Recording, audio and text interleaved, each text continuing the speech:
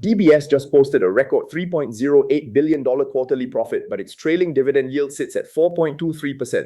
That is a 47 basis point miss against the 4.7% threshold required for retirement income. Record profit does not automatically mean a retirement-grade payout. A $3.08 billion record net profit is genuinely impressive. But for the investor near drawdown, one question matters more than any headline. Does the dividend clear the 4.7% minimum yield hurdle, the income threshold I require before any stock qualifies for a retirement portfolio? This framework is built for CPF or SRS money that needs to work today, not in 20 years. My job is simple. Even if the balance sheet is not, I read the numbers that the headline skips, the interest coverage, the gearing, the free cash flow sustainability, so that the Singaporean building or living off a dividend portfolio gets the same forensic clarity that institutional money takes for granted. Now let's look at the raw operating figures DBS delivered. DBS reported a record net profit of 3.08 billion Singapore dollars for the second quarter of 2026, up 9% year-on-year, bringing return on equity to 17.9%.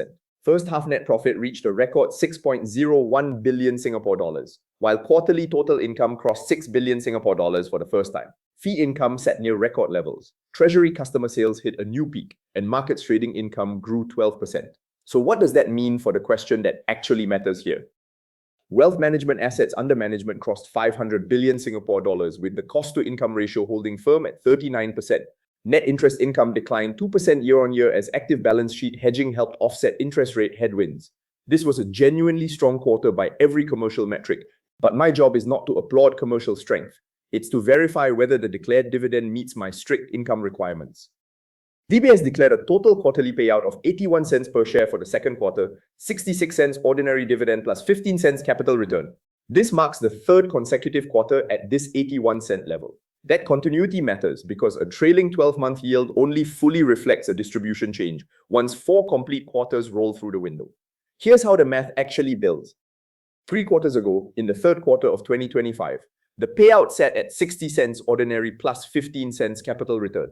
The 3 quarters since, fourth quarter 2025, first quarter 2026, and second quarter 2026, were all declared at 66 cents ordinary plus 15 cents capital return. Add those 4 quarters together, and you get a trailing ordinary dividend of $2.58 and a trailing total of $3.18 per share. Now let's see how that converts against today's share price.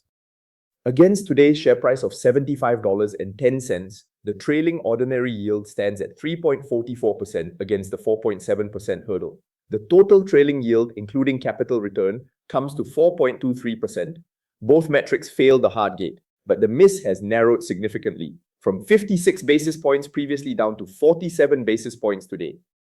The transitional CET1 ratio came in at 16.6%, comfortably clearing the Zone 1 floor of 16%.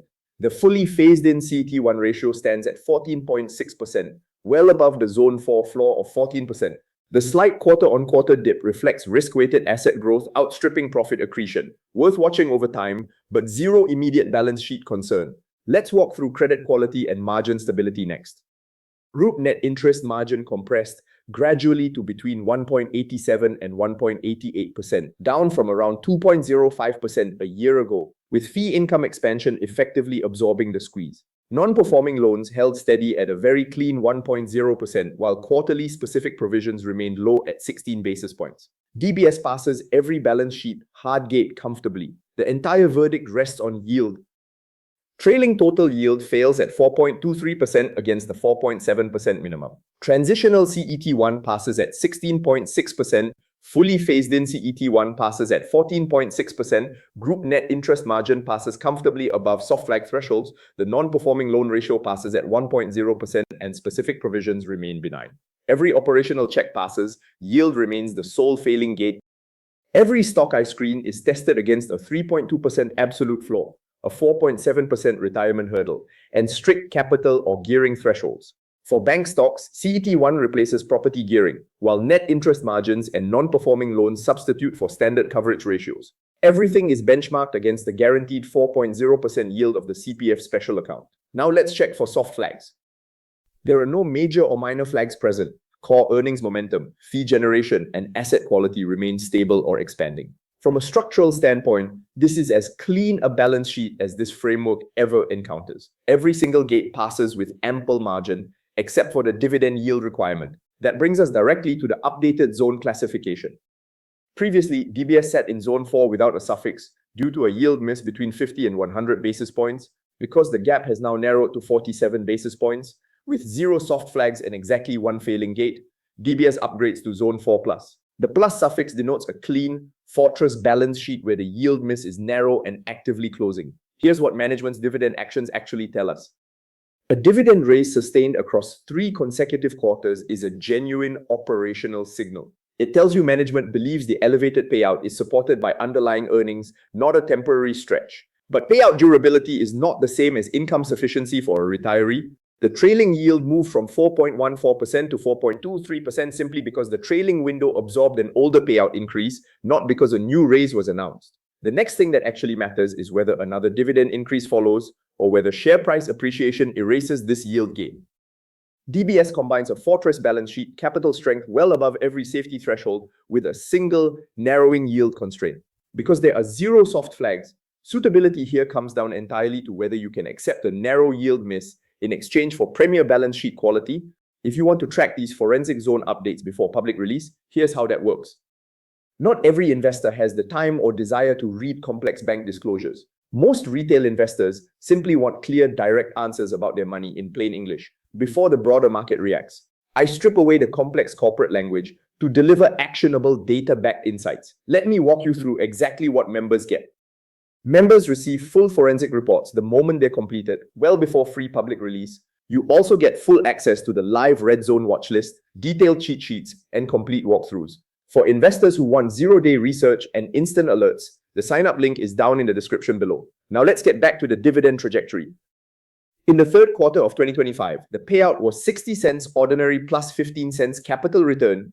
It stepped up in the fourth quarter of 2025 to 66 cents ordinary plus 15 cents capital return, and that 81-cent total was sustained through the first and second quarters of 2026. This stability demonstrates management's commitment to the base distribution. Next, the structural difference between these two dividend components. The 66-cent ordinary dividend reflects the recurring sustainable earnings capacity of the banking franchise. The 15-cent capital return component represents distribution of excess capital accumulated during higher interest rate periods. Management expects this capital return to persist through 2027, subject to board review, but it doesn't carry the same permanent guarantee as the ordinary payout. Here's what that means in actual dollar cash flow.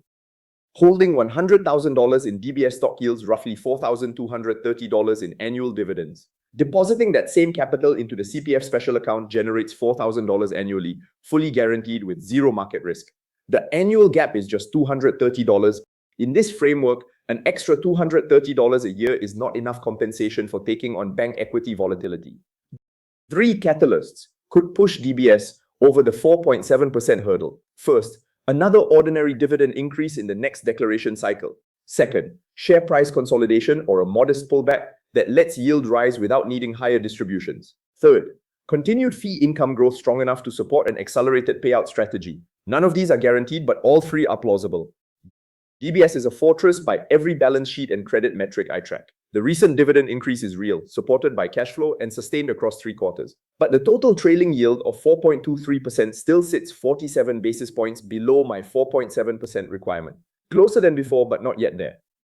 Investors with a longer runway before retirement drawdown may reasonably accept this yield gap given the exceptional balance sheet strength underneath it. Capital held outside core retirement reserves can be managed under more flexible growth criteria. But Zone 4 Plus means that for core retirement income funds, where immediate cash yield is mandatory, the strict threshold has to hold. DBS remains a world-class banking franchise with an exceptional balance sheet, but my 4.7% hurdle is anchored against the guaranteed 4.0% yield of the CPF special account, and it never bends for market sentiment.